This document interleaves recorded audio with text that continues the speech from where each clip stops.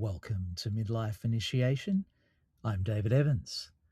Time for a vulnerable share. This is from my book, the introduction.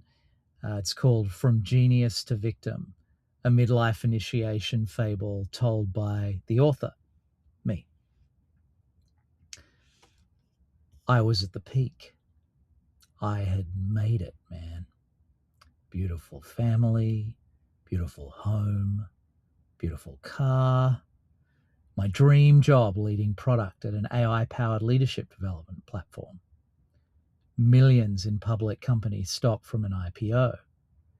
And it had all grown out of letting go of my attachment to being someone special. Total fucking surrender.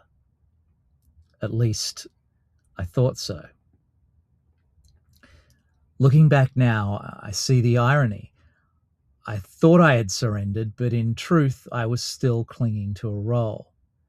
I still needed to be right, successful, and admired. What I called surrender was still in service of an identity I was still working hard to maintain. This story is about the costumes I wore in service of that identity and what happened when they began to unravel. I hadn't always wanted to be in tech. When I was a little kid, I wanted to be an actor and a writer, a star of the stage and screen. In the late 90s, I graduated college full of big dreams.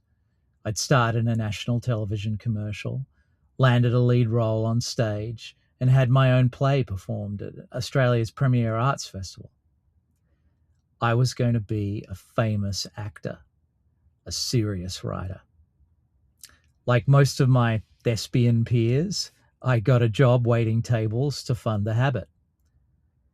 On my first shift, a black tie event, tray of drinks in hand, I spilled a full round over a woman in a plunging neckline and the two tuxedoed executives flanking her. Fortunately, that was the end of my hospitality career. And fortunately, the World Wide Web was exploding and I could code, kinda, at least enough. As kids, my best friend and I cracked Commodore 64 games, added our own boot screen, and sold pirated compilations through newspaper classifieds. Watching our own name, fax, Federation Against Copyright Software, flash on the screen before a game loaded felt like magic. My first ego-inflating taste of bending the rules to create something new with my name on it. So I did what any creatively restless, slightly nerdy 20-something would do in 1998. I built websites to pay the rent while waiting for my big break. And isn't that how the roles we play start? They begin as adaptations, survival tactics, scrappy workarounds. They work. They often even lead to success, which reinforces the role. But what happens when you forget their roles and start believing the roles are who you are? You probably guessed, my big break never came. My play flopped. A trip to the emergency room with appendicitis knocked me off stage, and I did not have the stomach for rejection. So I ran. Backpacking solo through Asia and Europe, I discovered that charm, creativity, and an Australian accent could get you far. I learned how to read people, how to stay safe, and how to negotiate in high-stakes situations. On the Trans-Mongolian Express crossing into central Siberia, 3 uniformed Russian soldiers with heavy automatic weapons herded me into the guard's carriage. They took my passport and, through a rough pantomime, demanded $500 for its return. I had no $500 to give. Fortunately, they didn't speak English, so I pretended not to understand and not to care. I leaned back, pushed my chair out, and performed a perfect fuck you, lighting a cigarette and blowing smoke into their faces. It was sheer bravado, Arrogance, really. But it worked. Eventually, they handed my passport back. In that moment, I learned something I would carry forward for years: the strange power of the superiority complex. That bravado saved me, but it also became a costume I wouldn't or couldn't take off. Superiority, the one who pretends to be powerful and not to need anyone else. When I returned home to Australia, I was ready to prove myself. I founded a digital agency and turned the intersection of tech and the arts into my own rocket ship. Eventually, we spun out a music tech startup, raising money for a game played with real musical instruments, which evaluated the user's performance in real time using AI.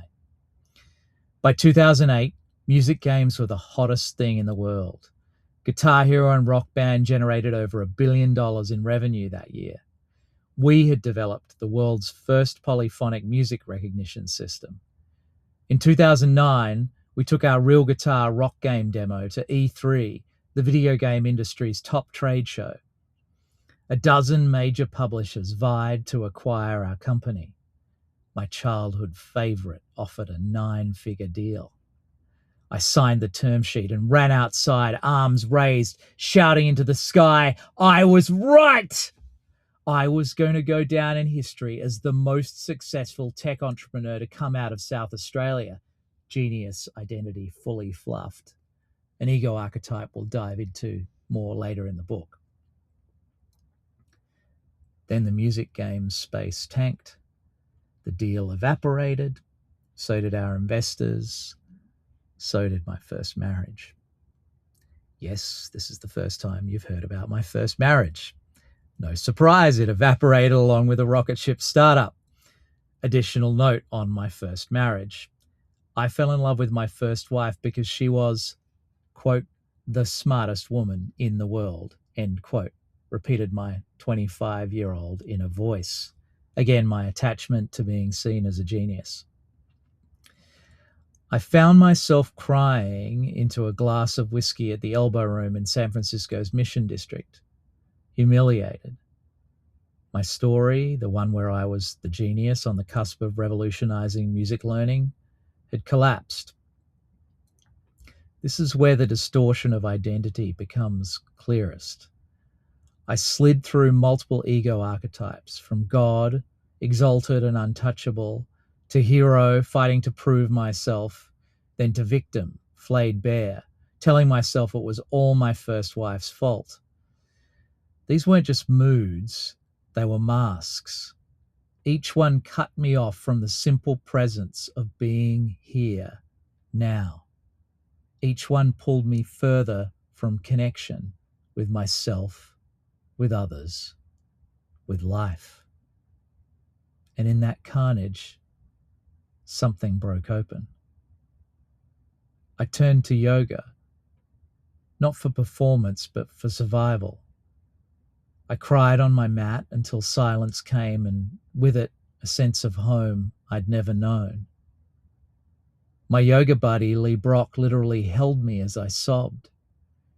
He introduced me to my classical tantra teacher, Christopher Harish Wallace. Kimberly Rose Evans, now my wife, showed up to hold me for the first time at the Elbow Room and has been there each day since. Through them, I found a path I truly desired and followed it all the way to freedom.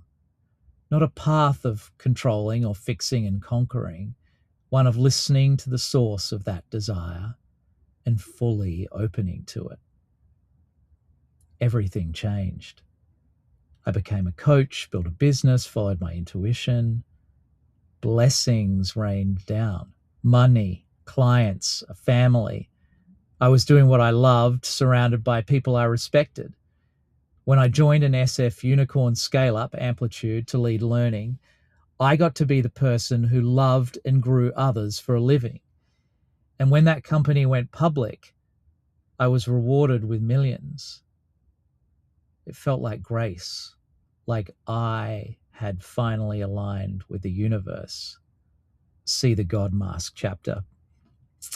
Then another call came. A leadership development startup had just raised a $16 million Series A.